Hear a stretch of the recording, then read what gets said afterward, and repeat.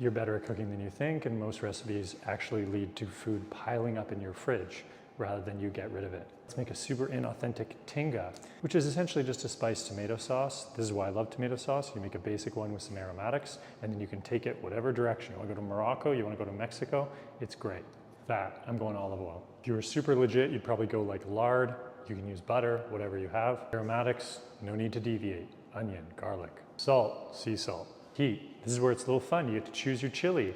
If you get a chance to go to a Mexican grocer, go grab the coolest chili you can find. I'm using Morita, a smoked jalapeno, dried. You can use chipotle out of a can, whatever you got. Umami, this is gonna come in the form of fire roasted tomatoes, or you can use canned tomatoes. Heat, I wrote twice, don't know why I did that. Crunch, I'm gonna use a little bit of pickles I made in another show. Pickles are delicious, they're super versatile, and they add crunch to these little taco bites. Even if you don't have red onions, honestly, straight dill pickles or sliced pickles work too. Little acidity, little crunch. Herbs, I have mint, you could probably use cilantro. Again, not an authentic Tinga.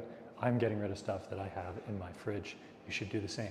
The other thing to mention here with salt is for cheese, I'm using a Kaskavesh cheese. It's a Bulgarian cheese. I have it in my fridge, I'm gonna use it. Probably use like a Kojita, something like that. Finally, I'm using chicken.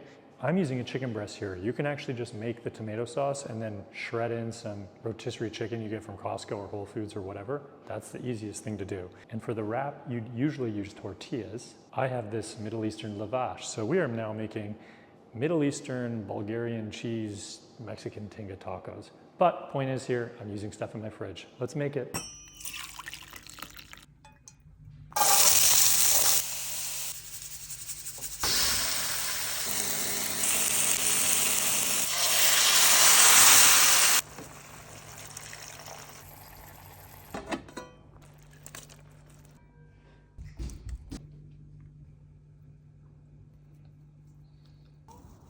Here's a diagram I made. If you spend money, you're usually sad. If you don't spend money and use stuff in your fridge, you're happy. Do that. You don't need a recipe. You can do it.